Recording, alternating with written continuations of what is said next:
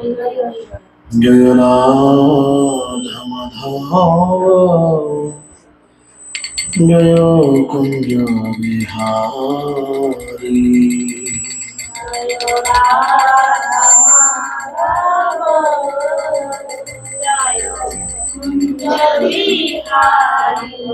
সকলে একসাথে হাতে তালি দিয়ে কীর্তন করার চেষ্টা করুন একসাথে পাশাপাশি শুনলেন একসাথে তালি পড়ছে কি আলাদা আলাদা পড়ছে জয় রাধা মাধব জয় কুঞ্জ বিহারী জয় রাধা মাধব জয় কুঞ্জ বিহারী জয় গোপী জনবল্লভ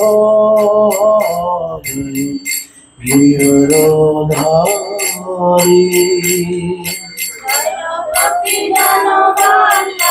জয় যশোদানন্দন ব্রজ জনরঞ্জন যশোদানন্দন ব্রজ জনরঞ্জন যমুনা তীর বনচারী যমুনা তীর বনচারী জয় রাধা মাধব জয় কুঞ্জ বিহারী জয় রাধা মাধব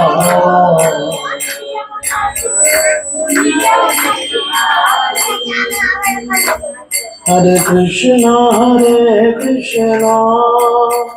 কৃষ্ণ কৃষ্ণ হরে হরে হরে রাম রাম রাম হরে হরে হরে কৃষ্ণ কৃষ্ণ কৃষ্ণ হরে হরে হরে রাম রাম হরে হরে হরে কৃষ্ণ কৃষ্ণ কৃষ্ণ হরে হরে হরে রাম রাম রাম হরে হরে হরে কৃষ্ণ কৃষ্ণ কৃষ্ণ হরে হরে হরে রাম রাম হরে হরে জয় রাধা মাধব জয় রাধা মাধব রাধা মাধব জয় রাধা মাধব রাধা মাধব জয় রাধা মাধব জয় রাধা জয় গৌরনিতায় জয় গৌরনিতায় পঞ্চতত্ত্ব জয় গৌরনিতায় গৌরনিতায় জয়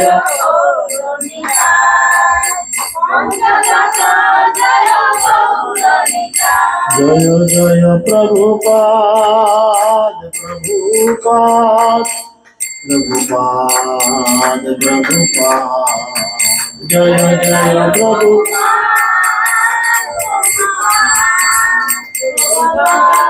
জয় জয় গুরুদেব গুরুদেব গুরুদেব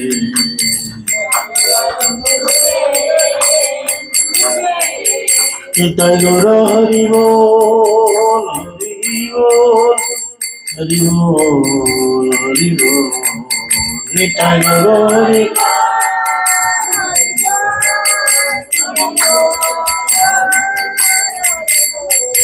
নিতাই গৌর ব্রহ্মানন্দে জ্ঞানম তিমিরন্ধস্য জ্ঞানাঞ্জনা শলাকয়া চক্ষুरुन्मीलितं येन तस्मै श्रीगुरवे नमः नमो विष्णुपादाय कृष्णपृष्ठाय भूतले श्रीमते जयपताका स्वामी नामिने नमो आचार्यपादाय निताय कृपाप्रदायिने गौरकथा दामोदाय नगरग्रामोद्धारिणे नमो विष्णुपादाय कृष्णपृष्ठाय भूतले श्रीमते भक्तिवेदान्त गच्छामि नित्यं।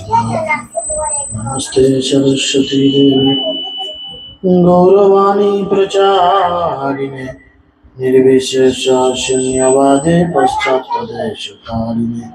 जय श्री कृष्ण चैतन्य प्रभु नित्यानंद श्री अद्वैत गदाधर शिवासदि गौर भक्तवृंद।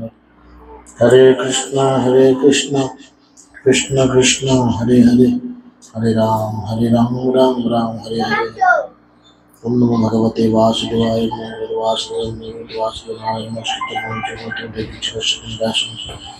ततो जयमुदीरयते मुखं करोति वाचालं पङ्गुं लङ्घयते गिरिं यत्कृपातमहं वन्दे श्रीगुरुं दिनतारिणं परमानन्दं माधवं श्रीचैतन्येश्वरं श्रीचैतन्यमनोभीष्टं स्थापितं येन भूतले स्वयं रूपकदा मह्यं ददाति स्वदन्तिकं नष्टप्रायश्च भद्रेषु नित्यं भगवते शिवया भगवते रिक्तं श्लोके भक्तिर्भवति नष्टिके। जय श्रीकृष्ण चैतन्य प्रभु नित्यानंद श्री अद्वैत गदाधर शिवासदि गौरभक्तवृंद। हरे कृष्ण कृष्ण कृष्ण हरे हरे, हरे राम राम राम हरे हरे। हरे कृष्ण। সকলকে আন্তর্জাতিক কৃষ্ণ ভাবনামৃত সংঘ তথা ইস্কন নামকের পক্ষ থেকে প্রীতি শুভেচ্ছা অভিনন্দন। আমরা নিত্যম ভাগবত সেবার মধ্যে অবস্থান করছি। বাচ্চাদের একটু চুপ করালে ভালো হয়। বাড়ির লোক কে? আপনি? এদের বাড়ির গার্জেন আপনি? বাচ্চাগুলো কাদের? একটু চুপ করানোর চেষ্টা করো, ডিস্টার্ব করছে তো সামনে বসে। যাই হোক, আমরা নিত্যম ভাগবত সেবার মধ্যে দিয়ে চৈতন্য মহাপ্রভুর বিভিন্ন লীলার কথা, ভগবানের বিভিন্ন লীলা আমরা আলোচনা করছি। তো আপনারা সকলেই জানেন মহাপ্রভুর এই জড়জগতে অবস্থান করেছিল, পা ছড়িয়ে ভগবানের দিকে পা ছড়িয়ে বসে, অন্যদিকে শুয়ে দাও, যদি পা ছাড়তে চাও অন্যদিকে ছাড়াও। তো চৈতন্য মহাপ্রভু এই জড়জগতে মোট 48 বৎসর অবস্থান করেছিলেন। 48 বৎসর অবস্থানের মধ্যে 24 বৎসর ছিল ওনার গৃহস্থ লীলা, আর বাকি 24 বৎসর ছিল সন্ন্যাস লীলা। তো এই 24 বৎসর যে সন্ন্যাস লীলা ছিল, মহাপ্রভু যেদিন সন্ন্যাস গ্রহণ করার জন্য মনে মনে প্রস্তুত হলেন, গ্রামের কিছু লোকজন জানতে আরম্ভ করলো। ধীরে ধীরে খানাখানি হতে থাকলো যে মহাপ্রভু নাকি সন্ন্যাস। এগুলোকে চুপ করার না, বলছি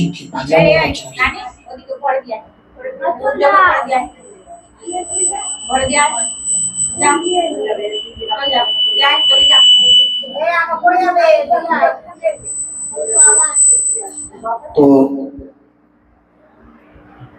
চতুর্দিকে গ্রামে যখন কানাকানি হতে থাকলো যে মহাপ্রভু সন্ন্যাস গ্রহণ করবে, সচিমাকে কিন্তু কেউ বলেনি। আগেকালকে এখন যেমন কেউ মরে গেলে ঘরেতে হোয়াটসঅ্যাপ করে দেয় ছবি তুলে, তোর বর মরে গেছে যা ছবি, তাই না? এখন একটু স্মার্ট ফরওয়ার্ড হয়ে গেছে জগৎ।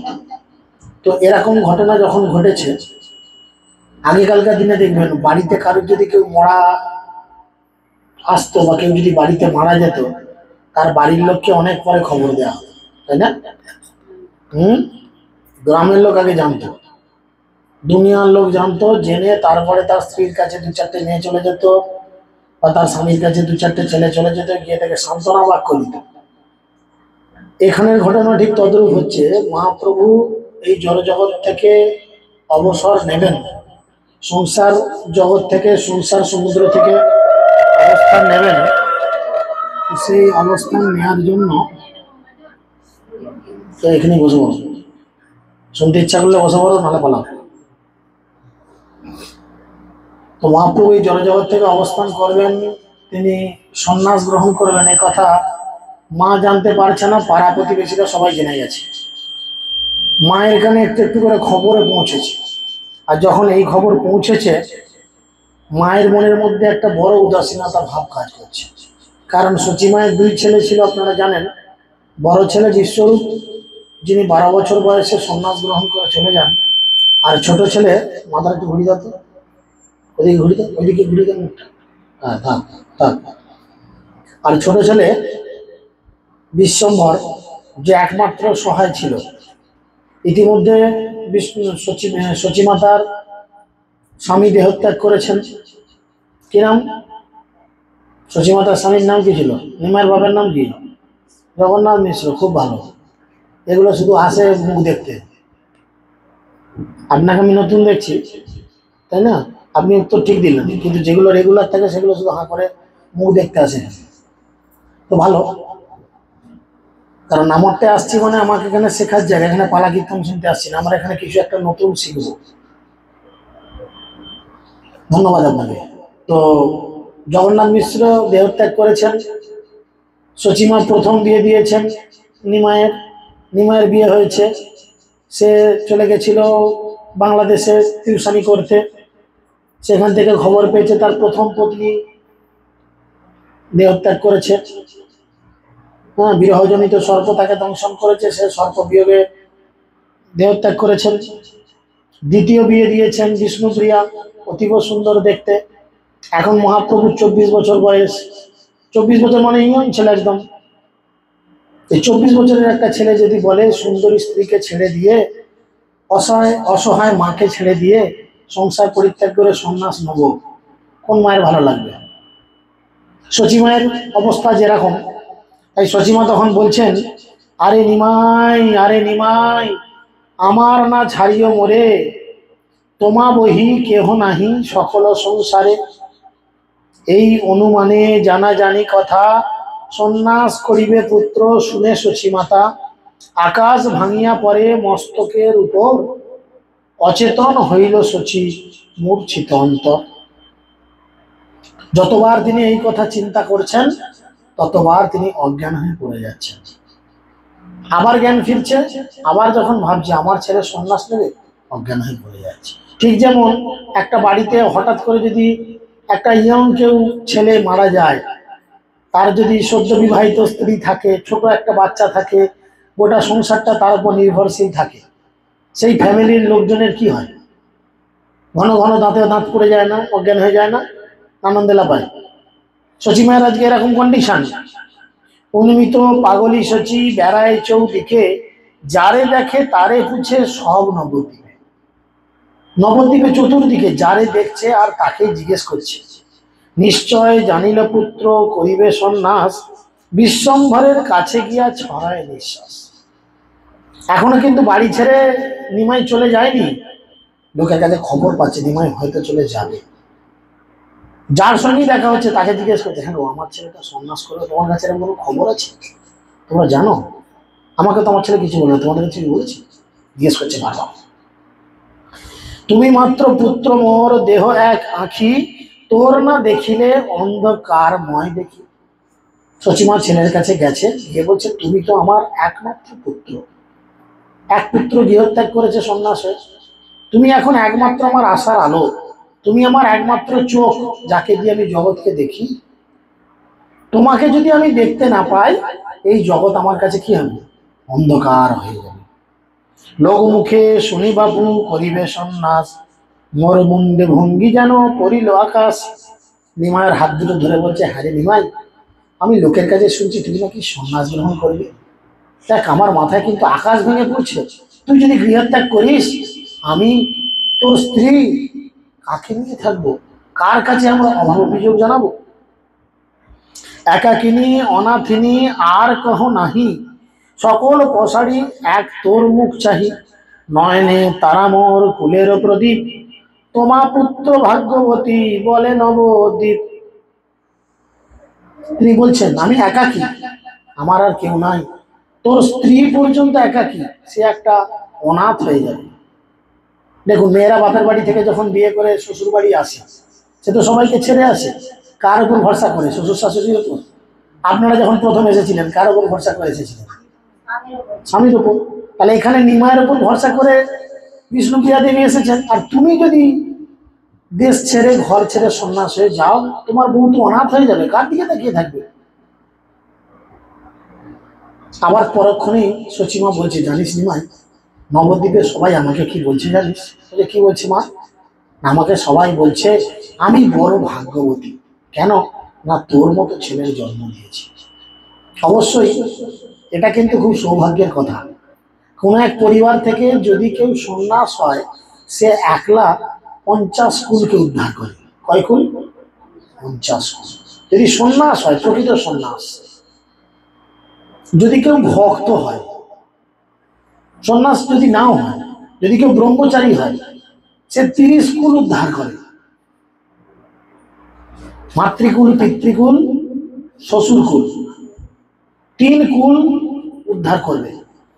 আর যদি কেউ গৃহস্থ ভক্ত, আমাদের মতো গৃহস্থ ভক্ত হয়, বউ ছেলে পুলে নিয়ে সংসারও করছি, আবার ফাঁকা করে আমরা প্রচারও করছি, এরকম যদি কেউ হয়, শাস্ত্র বলছে তারা 21 কুলকে উদ্ধার করে। বুঝতে পেরেছেন? তাদের জন্য আলাদা করে গয়াতে পিণ্ডদানও করে না, আর তাদের পিতৃপুরুষরা নরকের যন্ত্রণা ভোগ করে, তারা অটোমেটিক্যালি স্বর্গ ভোগ করে এবং সুন্দর জীবন আবার একটা পায়। এখানে তিনি বলছেন, সত্যি আমার ভাগ্য বড় ভালো, এই কথা সবাই বলছে। না ঘুচাও আরে পুত্র মোর অহংকার, তুমি না থাকিলে লোকে হবে ছারখার, ভাগ্যমানী যেবাজন দেখে মোর মুখ, এখন আমারে দেখি হইবে বিমুখ। এখন তুমি যদি আমার কপাল থেকে কোথাও চলে যাও, তাহলে আমার কি দশা হবে? লোকে আমার আর মুখ দেখবে না, বলে বাড়িতে আর কেউ নেই, এদের মুখ দেখাও অযাত্রা, তাই আমি তোমাকে কিছুতেই ছাড়তে পারি না। তুমি হেন পুত্র মোর এ সংসার ধন্য, তোমা না দেখিলে মোর সকলই অরণ্য, দুঃখ দিয়া অভাগীরে ছাড়ি যাবে তুমি, গঙ্গায় প্রবেশ করি মরি যাব আমি। তুমি যদি আমাকে ছেড়ে চলে গেছো, মা বারবার ছেলেকে বলছে, তুমি যদি আমাকে ছেড়ে কোথাও চলে গেছো, তাহলে আমি কি করব? গঙ্গায় ঝাঁপ দিয়ে মরে যাবে, আমি তোমাকে ছাড়া থাকতে পারবো না। মা বলছে বারবার, এহেন কোমল পায়ে কেমনে হাঁটিব, ক্ষুধায় তৃষ্ণায় অন্ন কাহারে মাগিবে। মায়ের কাছে ছেলেরা সবসময় কি, বড় না ছোট? বলো না, সব সময় ছোট। ছেলে যত বড়ই হোক, মা বলবে আহা খোকা আমার পেট ভরে খায় না, চেহারা শুকিয়ে যাচ্ছে, মা বলে কিনা? তাই এখানে সচিমাও বলছে নিমাইকে, তুমি এরকম কোমল পায়ে, নিমাইয়ের শরীর কিরকম ছিল? খুব সুন্দর, তাই না? একদম ফর্সা ধবধবে, আজ অনুলম্বিত ভুজক, জান পর্যন্ত লম্বা হাত, সুন্দর পটল চেরা চোখ, একদম পিঠ পর্যন্ত চুল। তখনও সন্ন্যাস নেয়নি তো, সন্ন্যাস নিয়ে মস্তক মুন্ডন করে, তার আগে পিঠ ভর্তি চুল, কোকড়ানো কোকড়ানো চুল, অপূর্ব দেখতে, পাগুলো খুব সুন্দর। তাই সেই জন্য মা বলছে যে তুমি এই কি হলো আপনার, শুধুই চুলবুল চুলবুল করে মেয়েগুলো, দেখো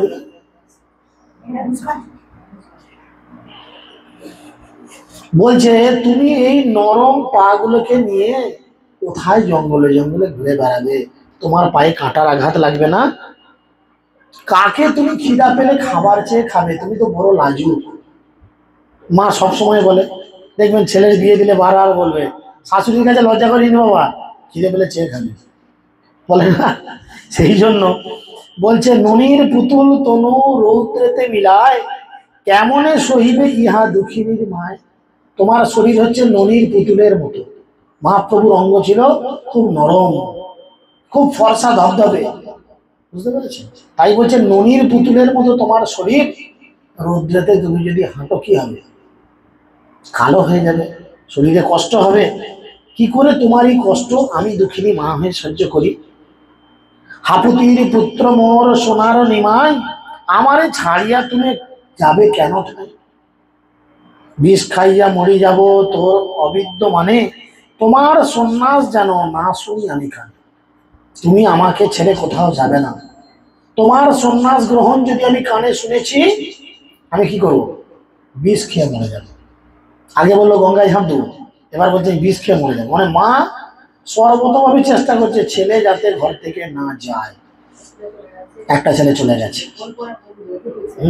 এখন নিমায়ের উপর তো সেই ডিপেন্ডেবল। নিমাই এই জগতে এসেছে কেন না, কলিহত জীবকে উদ্ধার করার জন্য।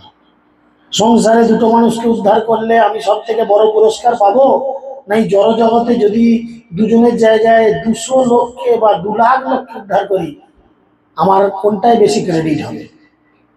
তাই জন্য নিমাই কি করলো, এই কথা সবকিছু শুনলো।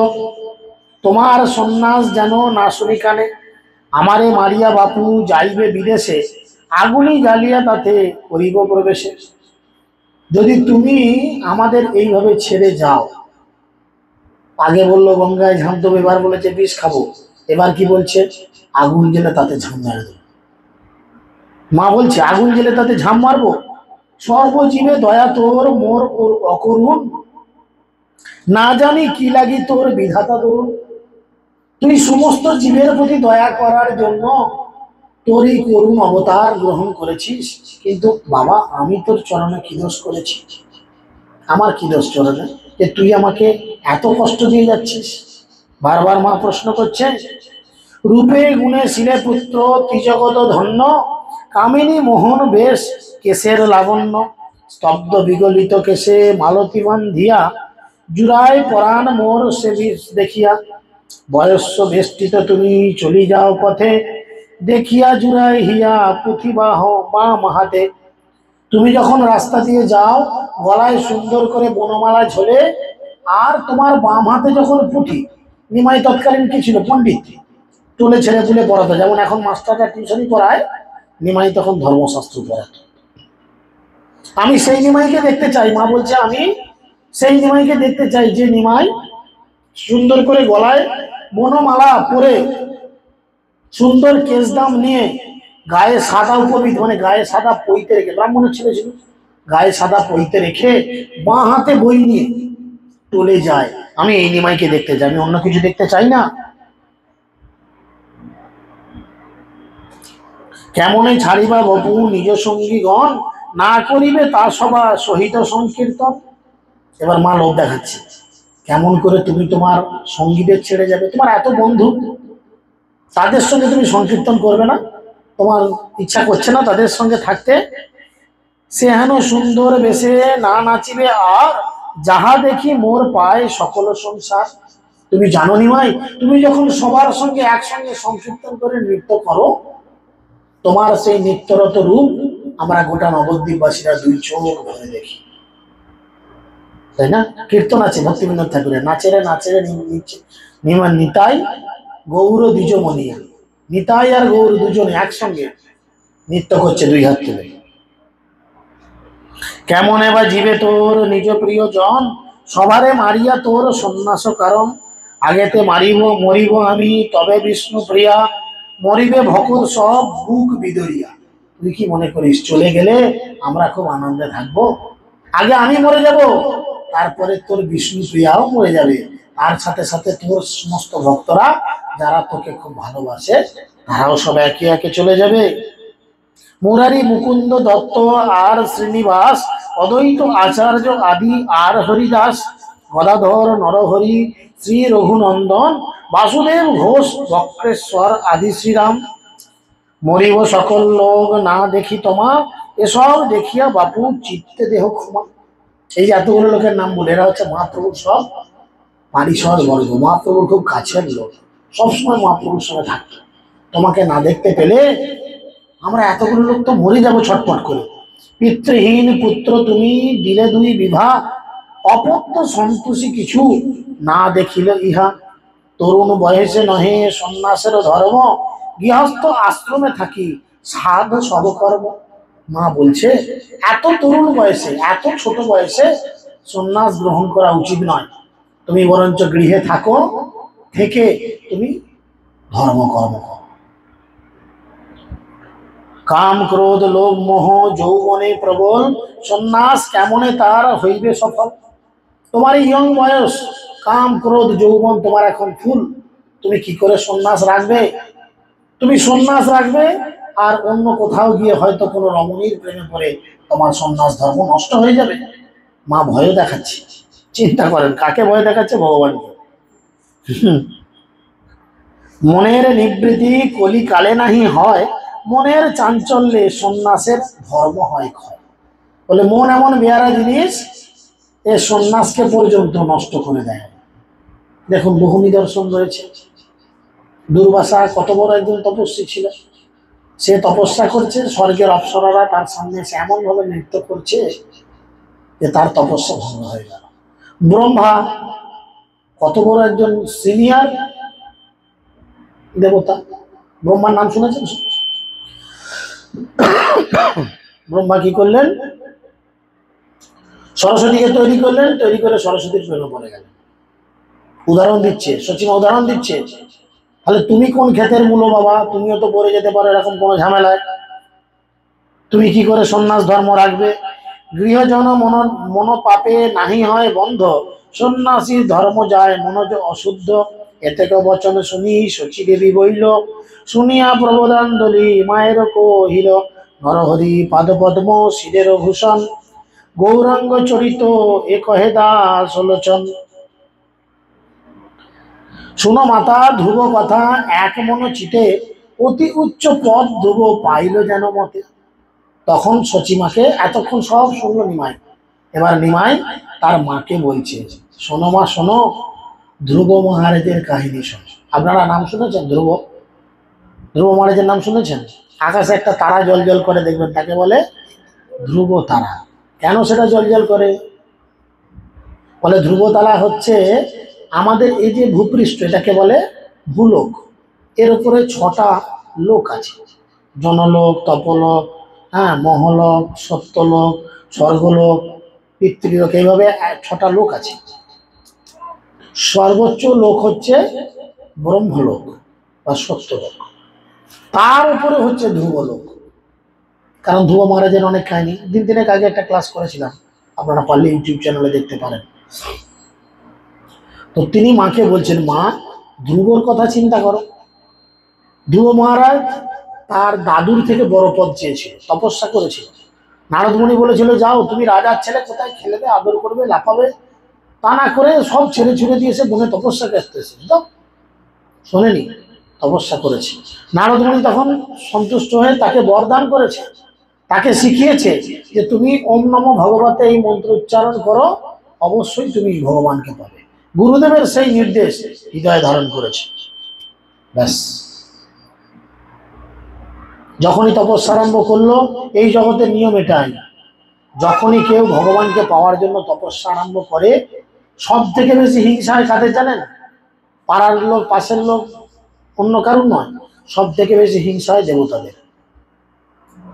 কিছুতেই সহ্য করতে পারে না, কোনো না কোনো ভাবে আপনাকে ট্রাভেল দেবে, সমস্যায় ফেলবেই ফেলবে। এটাই হচ্ছে ওদের চরিত্র। ধ্রুব মহারাজকেও করলো। কেমন করলো? ধ্রুব মহারাজ হাত দুটো উপর দিকে তুলে এক পায়ে দাঁড়িয়ে আছে, তপস্যা করছে, মনে মনে শুধু বলছে ওম নমো ভগবতে বাসুদেবায়, এই মন্ত্র উচ্চারণ করছে। ইন্দ্র ভাবছে বোধহয় ধ্রুব তপস্যায় সিদ্ধি লাভ করলে আমার চেয়ার চলে যাবে। ইন্দ্র কানের কাছে এসে বলছে, হাই ধ্রুব, তোমার বাবা উত্তানপাদ মারা গেছে। বেঁচে আছে লোকটা, বুঝতে পারছেন কেমন বদমাস? ব্রহ্মা বেটা বুড়ো, সে কানের কাছে এসে বলছে, তোমার মা শুনি কি কিছুক্ষণ আগে দেহত্যাগ করেছে। জানে মা মরে গেছে শুনলে ছেলে মুখে আগুন দিতে ছুটবে, বা মায়ের প্রতি ছেলেদের একটু টান থাকে।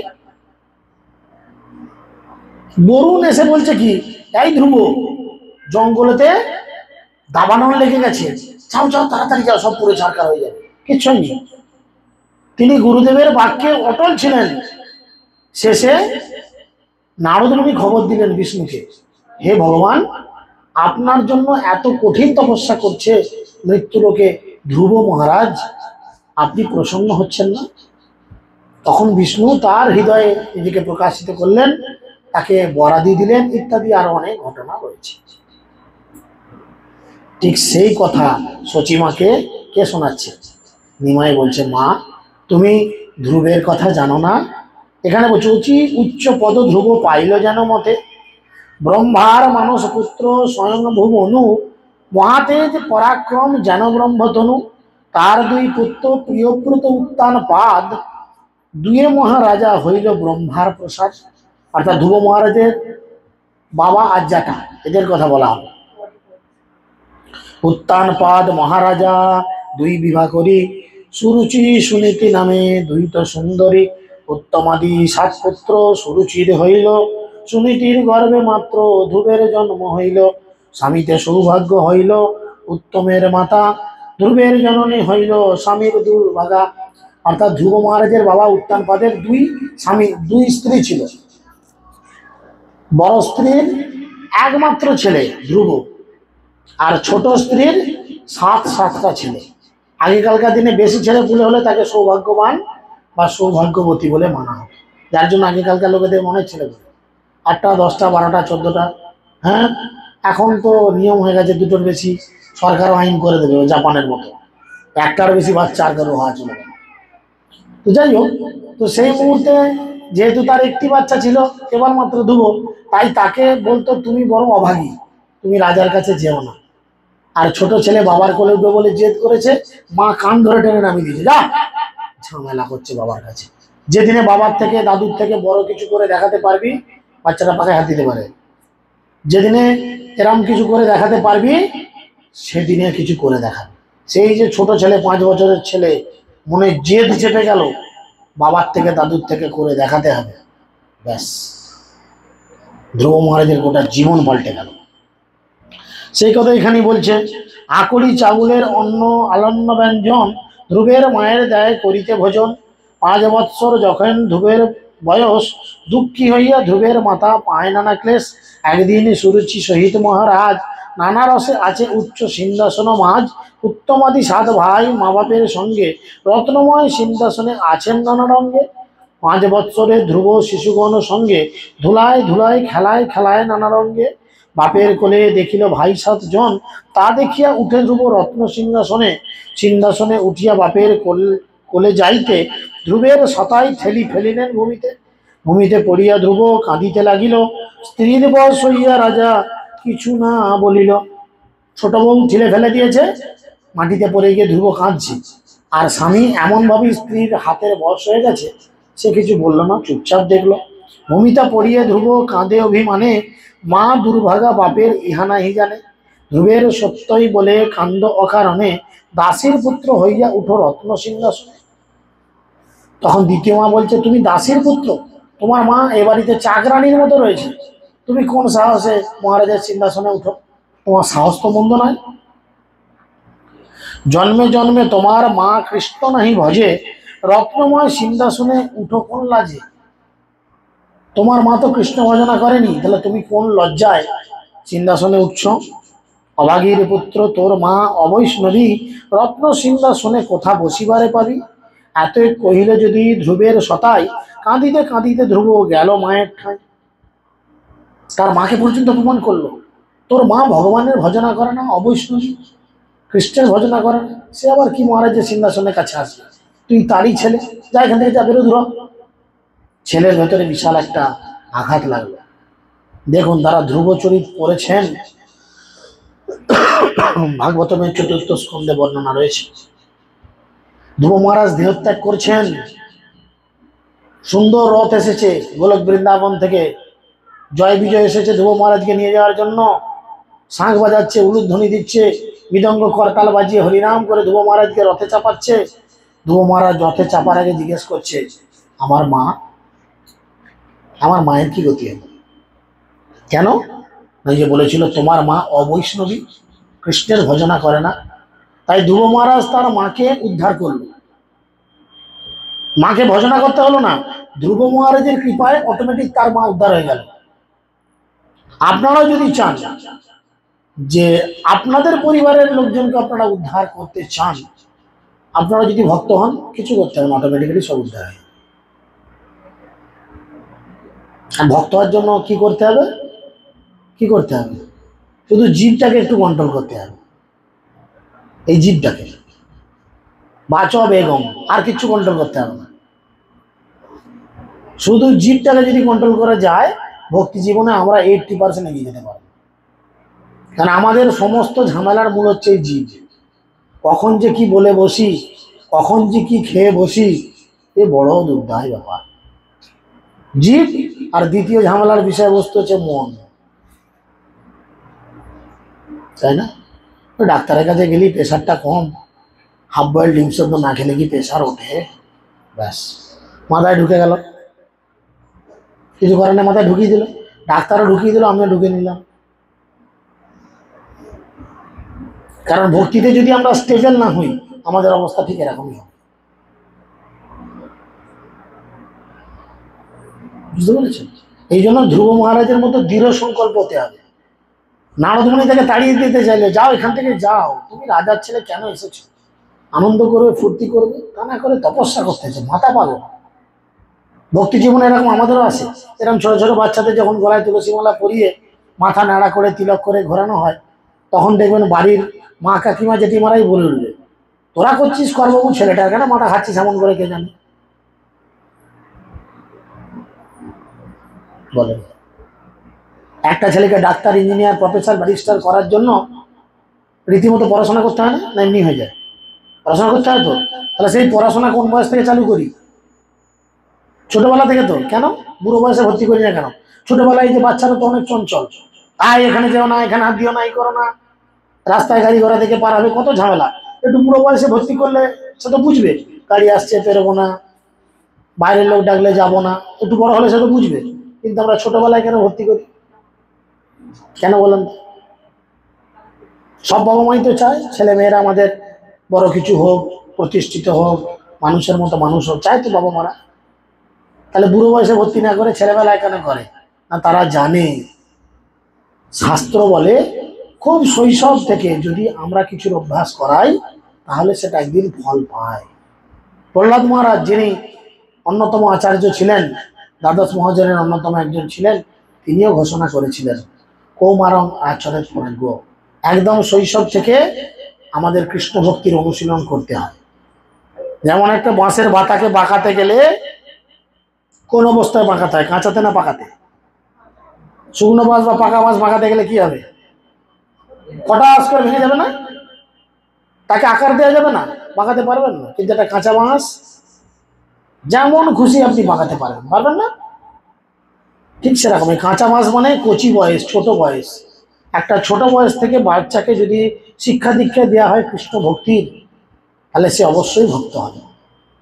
বলে সকালবেলা কৃষ্ণ ভজে কৃষ্ণ আসে, দুপুরবেলা কৃষ্ণ ভজে কৃষ্ণ আসে বা না আসে, আর সন্ধ্যাকালে হরি ভজে যমের ত্রাসে। সকালবেলা মানে জীবনের প্রথম থেকে যদি আপনি কৃষ্ণ ভজনা করেন তাহলে অবশ্যই আপনি ভগবানকে পাবেন, গ্যারান্টি দিচ্ছে। মাঝ বয়স থেকে যদি কৃষ্ণ ভজনা করেন, গ্যারান্টি নাই, পেতেও পারেন নাও পারেন। আর বুড়ো বয়সে কৃষ্ণ ভজনা করলে কৃষ্ণ পাওয়া যায় না, যখন যমের ত্রাসে। আমরা মনে করি যমরাজ একটি বোকা, চোখে দেখতে পায় না। আমি তো হরিনাম করি, আমার গলায় তো তুলসী আছে, আমি যে দেখো তিলক কেটেছি। আমরা ভাবি যম কিছু দেখতে পায় না, কিন্তু আমরা এটা বুঝি না যে আমাদের জন্মানোর সাথে সাথে 13খানা এরম যে ক্যামেরা, এই যে আমার ছবি তুলছে ক্যামেরা, একদম 50 মেগাপিক্সেল আমার মুখটাকে নিচ্ছে, এর থেকেও হাইপার মেগাপিক্সেল 13টা ক্যামেরা প্রত্যেকের পেছনে সেটিং করে দেয় যমরাজ আপনার জন্মানোর সাথে সাথে। কেন সেটিং করে? রেকর্ডিং করে আপনি কি করলেন, কি বললেন, কিভাবে জীবনযাপন করলেন, আইন ভাঙলেন কিনা। আমাদের আরামবাগ শহরে দেখবেন ওই সিগনালে সিগনালে একটা করে ক্যামেরা দেওয়া আছে। আপনি পুলিশের যে লোক আছে তাকে বুড়ো আঙুল থেকে সাঁ করে বেরিয়ে চলে গেলেন, কে দেখেছি? দেখবেন কয়েকদিন পরে ঘরে চিঠি আসছে, আরটিও দপ্তর থেকে চিঠি আসছে, আপনার এত টাকা জরিমানা। তাই না? তার মানে কি? পুলিশ কিছু বললো না আপনাকে, ঠিক আছে তুই জানা, পুলিশ তো জানে, বাঁশ আমি ঠিক দিয়ে দেবো তোকে। মানে যে ক্যামেরায় ছবি উঠলো তোর গাড়ি, ঠিক কেস দিয়ে দেবে তোমার, কারণ গাড়ির নাম্বারের সঙ্গে মোবাইল নাম্বার লিঙ্ক আছে, মোবাইল নাম্বারের সঙ্গে আধার লিঙ্ক আছে, আধারের সঙ্গে আমার ঘর গোষ্ঠী সবাই জানে, ব্যাস। ঠিক সেরকম বলে হরিনাম করজি, বাকি সব মিছে, পালাবার পথ নাই, জম আছে পিছে। নুকি নুকি গোয়াল চালিয়ে দাঁড়িয়ে বিড়ি টানলে, কি 2 গ্লাস মদ টানলে, কি দুটো ছাগলের মাথা গরুর মাথা চিবালে, কেউ কোথাও নাই দেখে ব্যাঙ্গালোরে ডাক্তার দেখাতে এসেছি, এখানে তো কেউ নাই, হোটেলে ঢুকে একটু চিকেন বিরিয়ানি খেয়ে নি, কিছু করার নাই। ক্যামেরা আপনার পিছন ছাড়বে না, ক্যামেরা আপনাকে জমের ঘরে পর্যন্ত যাবে, পালাবার পথ নাই, জম আছে পিছে। তাই একমাত্র যদি আমরা হরিনাম করতে পারি, মহাপ্রভুর দেখানো এই সিস্টেমে চলতে পারি, আমাদের কেবলমাত্র মুক্তি। তাই তিনি তার মাকে খুব সুন্দর করে এই কথাগুলো বললেন। তিনি মায়ের কাছে বলেছিলেন,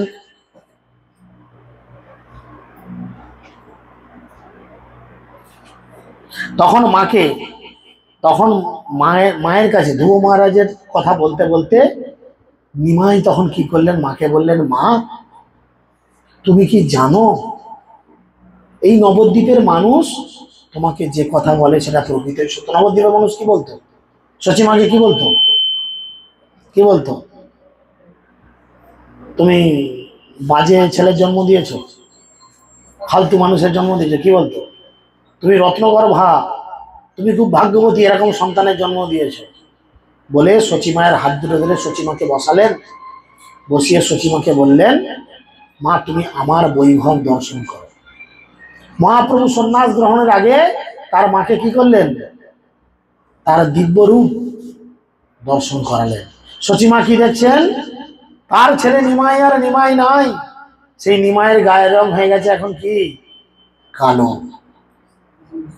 নিমাইয়ের গায়ের রং হয়ে গেছে এখন কালো, হাতে মোহন বাঁশি আর মাথায় সিকি পুচ্ছ। মোহন বাঁশি মানে কৃষ্ণের হাতে বাঁশি রয়েছে, মাথায় সিকি পুচ্ছ আছে, এই রূপে দর্শন করছে।